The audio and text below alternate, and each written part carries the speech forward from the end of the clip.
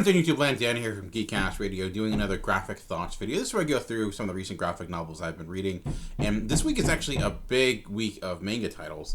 I'll preface this by saying upfront that I am a huge novice when it comes to manga. I've read more and more each year. I try to get into things.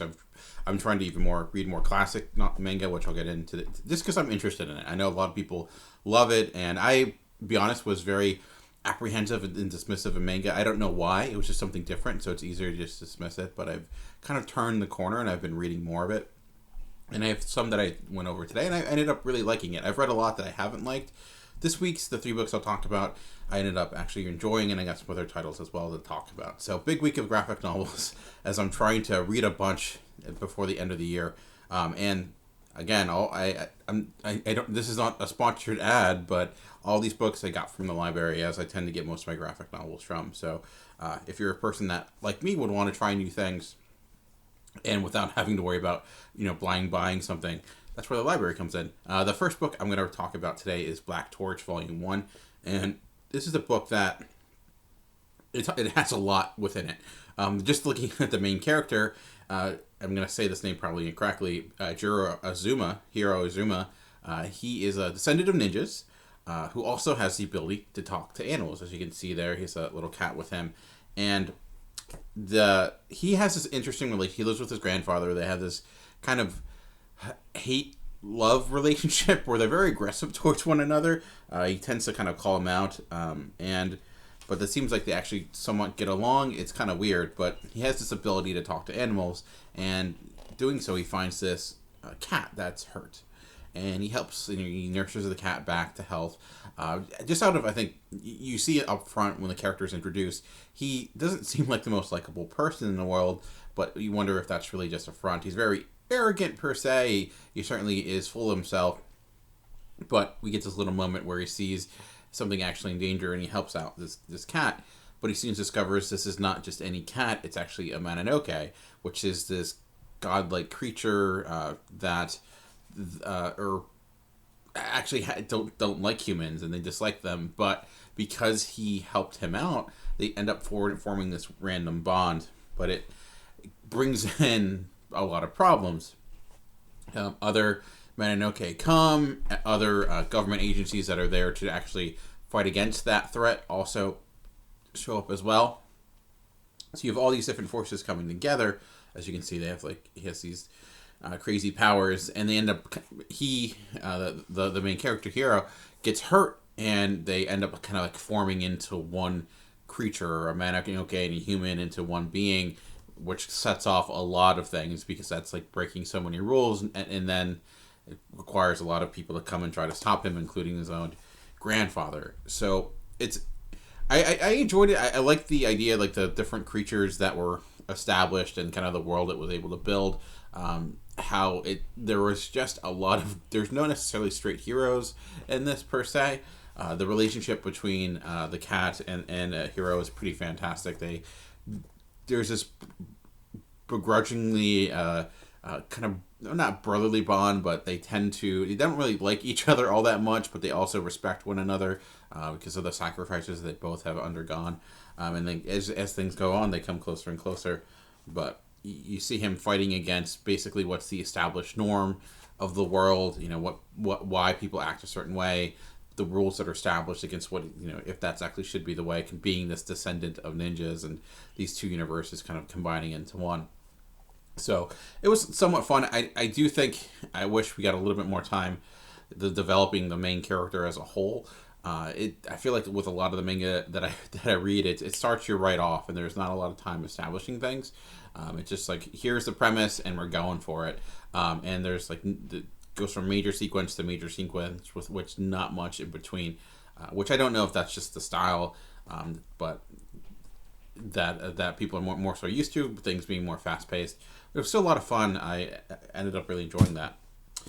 This next book I can see that I read was another manga title. This is Radiant, Volume 1. This was fantastic. I'll say this because I know nothing about how popular things are, but I could see this being like the next big manga, or we have One Punch Man to the Attack of the Titans and things like that.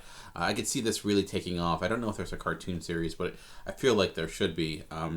And similar to this, where that had been an okay, this has this character known as the Nemesis, and it starts off with this boy who kind of lives alone who has kind of magical powers, and he's with these witch type characters. He's a person that looks over him that's a witch. That again, they have this weird relationship, and he's always on point to try to spot the Nemesis and take it out. Unfortunately, it leads to a lot of problems. For example, he sees local farmers and he thinks that the Nemesis that is there, and he goes and tries to stop them and save them. Unfortunately, it was just their cows, and it causes problems, and the entire town turns against him because he's causing all this havoc.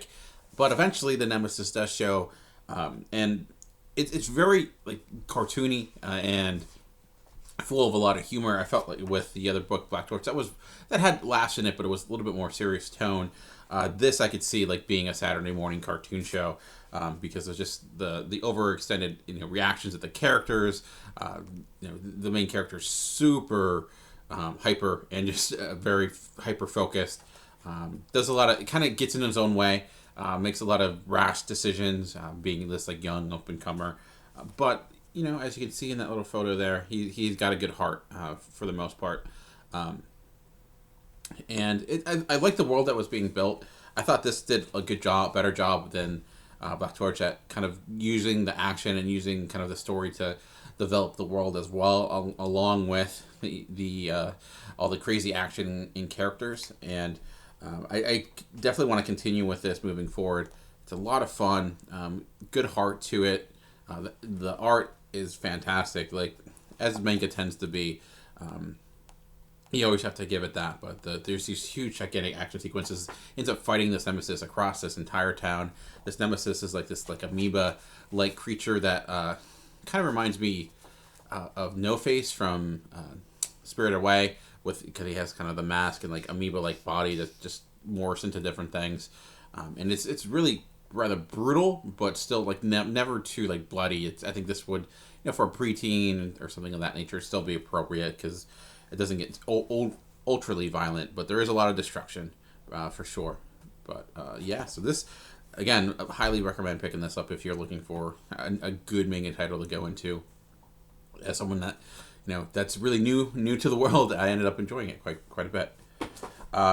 Now I also read a classic manga, Devilman. This is a massive volume. I think this is the Classic Collection Volume 1. And to show you how little I know about manga, I had no idea this was a title from the 80s. I saw it was published in 2018. I thought, this is a new book or something of that nature, but obviously there's much more history to this. And this I liked a lot more than the other mangas that I read, because I thought what this did a lot more was take some time to let me know who this main character is before things got all crazy. And I'm holding it upside down. But what this exists. What happens in this book is before the world's ever created, there's kind of this war between heaven and hell, and a bunch of these demons get trapped on Earth in like Antarctica and frozen. But eventually they start to get, as the Earth gets warmer, they start to become free and populate the world, and they start becoming a threat to mankind. And that's where Devilman comes in, who starts out as just this normal everyday guy, just living life. He's kind of a dweeb in a way. Like, his girlfriend gets approached by these local thugs, and he doesn't want to do anything. He's scared to do anything. He kind of just wants to run away. But then he gets approached by his old friend, and his old friend informs him about the secret war that's been going on, the secret about these demons, and what they're trying to do. He has this old demon head that lets them see what's really, what's going on in the background. And what he wants to do is, these demons can possess things, but if they possess the right person, that person can actually control the demon, and they come like a cross between a human and a demon, and kind of have that power and can fight against this upcoming war. Unfortunately, it leads him to become this Devilman. So he ends up becoming a much different looking. I'm trying to pick out because there's a lot of nudity in this. He becomes this cross between a demon and a human. His attitude changes. He's very more brash, a little bit prickish in a way, but he does have the ability to fight against these other hordes. What I liked about this is that it did take more time to feel like I got to know who the people were before everything just kind of went on, and it started with the craziness, giving time for him to develop as a normal human being, making that change mean much more. I do think at times this was a little gratuitous, but it makes sense when you're dealing with legitimately heaven and hell and demons that you're going to have a great deal of nudity and not so much violence, but at times it felt like it was purposely pushing the envelope a little bit. But it at least felt in tone with the story that was being told. It was never, I think, forced in, but it just at times was like, okay, you really enjoy doing that, don't you? But I could see why this is so highly regarded. I don't know if it was at all shocking for the time. It's not like it's, I think, anything worse than we've seen before. But again, fantastic art, and I can see why so many people love manga, because considering how old this is and how well the art stands up and what they're able to do, it's pretty incredible. Just the detail, the life that's in each panel, it reads really quickly. So, and I know for people that probably know much more than me that they're like, I'm not telling them anything new. But I just felt this is a really great read. And it really makes me want to kind of read more classic manga than I have, because the oldest stuff I've read is from the 90s. So this ended up being quite a great read. All right. So stepping away from the manga stuff into stuff I'm a little bit more comfortable with and know more about. And this is a book from an author many people know, George R.R. Martin. At least he lent his name, and I'm sorry for the awful glare. It's called Windhaven, but it's actually written by Lisa Tuttle. This is the comic book adaptation of the actual novel itself. And I thought possibly, when I saw George R.R. Martin's name in Windhaven, I thought, is this like a spin-off of Game of Thrones in some way? And I don't necessarily think, it doesn't seem to exist in that same world. But I should also say the art is by Elsa Chartier. Probably said that wrong. But I really love her art, and I'll preface this, not saying she's as good, but it did remind me a lot, like the way she draws, especially her faces, especially the lips, very much like a Darwin Cook way the way she draws females. It was very reminiscent of that type of cartoony style, and Darwin Cook's one of my favorite artists of all time, so anytime I feel like I'm seeing something from him or something that's reminiscent of it, I'm usually a fan. Again, not saying she's as good, but at least stylistically there's some similarities there. And what this is, it exists in this world where you have these characters that are flyers, and as you see, they are given wings and they fly from island to island, passing on messages and information. But it's a type of job that, in order to become a flyer, you have to be kind of born into it. You can't just become one. Your father has to be one, and your wings are passed down to someone else. What ends up happening is that our main character, ends up being adopted by someone who's a flyer because her mom basically can't take care of her. And she ends up getting his wings. Unfortunately, he then gets an actual son who's supposed to then take over. And there is this conflict between, she is a better flyer. She's able to do it. He doesn't even want to become a flyer. But because of the world that they live in, what tradition is, that's what's supposed to happen. So the beginning of the book is her trying to fight against that tradition, and kind of the difficulties of that. Even going as far to go to the council that makes these rules, present our argument, try to explain what they should be doing, because a lot of people that become flyers because of their parents end up being killed because they're not good at it, but they're supposed to be. And she just loves being a flyer. It's who she is, and the idea of losing that is something she can't bear. So it's a we've seen this type of story before, right? Where you have someone who wants to do something, the world is not set up that way. The tradition is over logic, and how do you break those barriers down? But it's just really well told, and again with strong art. It's a little overwritten. Being an adaptation of a book, I think that is, especially when you have the original writer doing it. That is kinds to be nearly the norm. Where I feel like sometimes there's not as much trust to let the art just tell the story when there's a little bit too much on the page that doesn't need to be, and you're kind of bogged down with explanation that isn't necessary. It's not overbearing as I've seen. It's one of the better examples, I think, of this adaptation, and I think the story itself from the world was well made. And even though there's this just what's familiar with the book, I think it by the end it diverts, and that's really the first act of the story, and then it goes from there. And I don't really want to spoil it. So if you see George R.R. Martin's name, it's like, oh, is this going to be like Game of Thrones? It really isn't in any way, except kind of dealing with more of a, I guess you'd say, medieval time, but it doesn't even feel that way. It's the characters are, I think, much more likable, at least the main character, and the story itself is more straightforward narratively. There's not a huge amount of things. This is just gigantic world filled of all a bunch of different people. It's really one story, one person's story. So I get why you'd want to name George R.R. Martin, but I feel like that might put some ideas of what you're gonna get with this story, especially called Windhaven, thinking it's going to be about this world where it's really more a personal story about someone's attempt to overcome challenges laid ahead of her, and it is, like I said, based upon a novel series as well. So it's quite good. I've never read the novel myself, so I don't know how much has changed or adapted for this book, but I ended up really enjoying it. So minus some of my quibbles. The last book, it is out of all the books that I read, it's my favorite. It's one I went into knowing nothing about. I just thought it looked good and ended up being that way.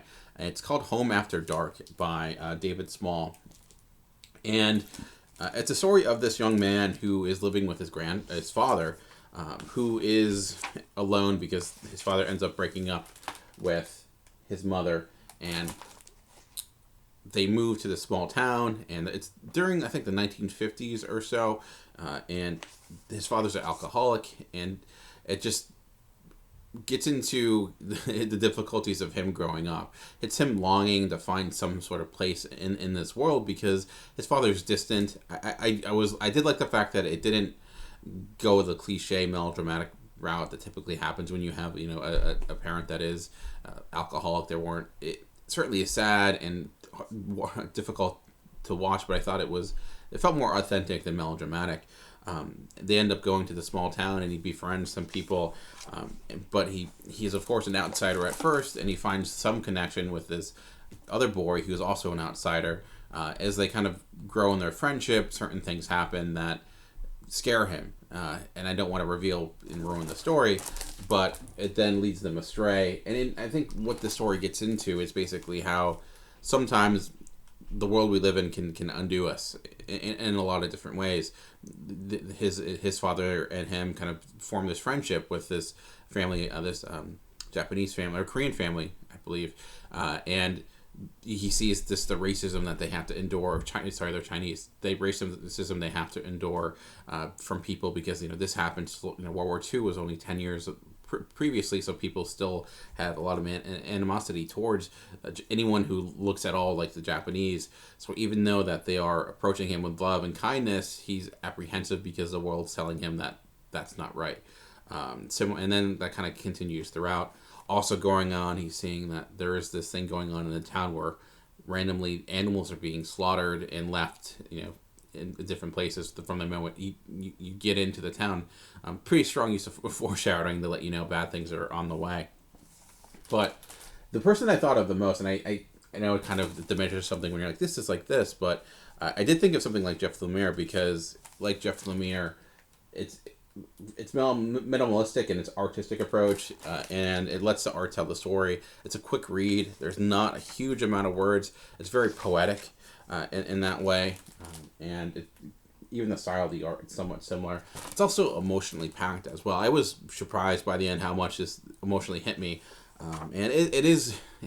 There's not a lot of laughs in this. It is quite tragic, especially by the end of how things turn out to be.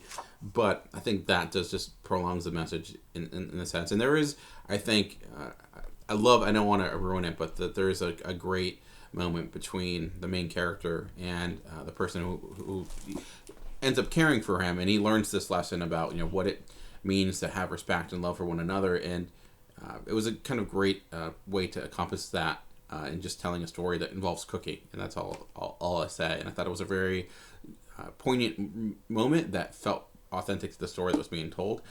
And it was quite moving, even if the by the end, it's maybe not the most happiest of endings, but I think it gave it a little bit sliver of a hope compared to where it would have been elsewise. So it does read a lot like a classic narrative where you don't the narrative itself isn't necessarily the point. You're just hanging out with these characters. You're part of their world.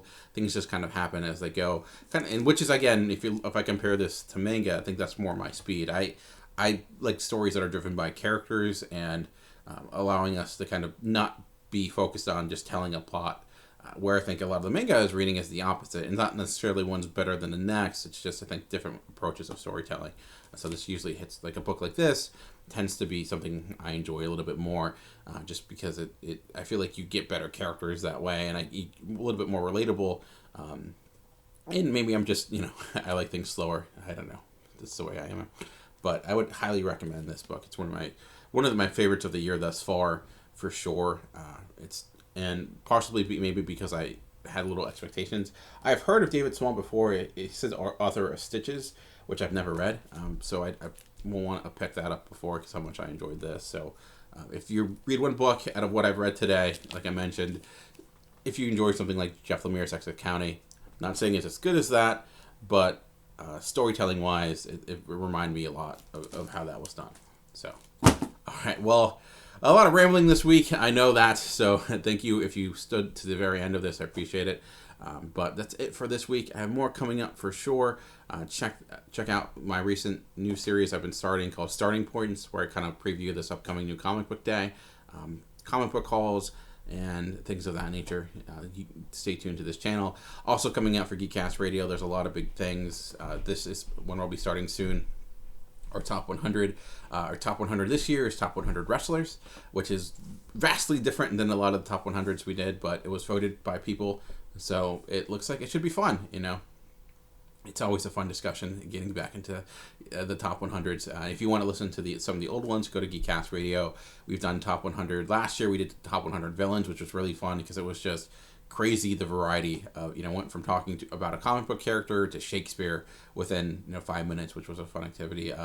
We did top 100 animated TV series, movies, and characters, which was kind of the top 100 trilogy, and also top 100 TV shows. So it's it's just a fun discussion. We know it's not a definitive list. It's not like you put whatever means number one is now suddenly more respected TV show. It's more of an exercise to see different viewpoints and where people stand on things. It was kind of where, because we pull in a bunch of people from outside of Geekcast Radio, get their thoughts and opinions, and I think you have an idea what people think, but it gives you, I think, a bigger picture of what do people really think are the best animated films of all time. You have some idea, but you'll see some certain movies that are more higher ranked than others than you'd expect. But all right, well, that's it for this week. Just remember, comics are for everyone. The key is finding the right one. Until next time, thanks for watching.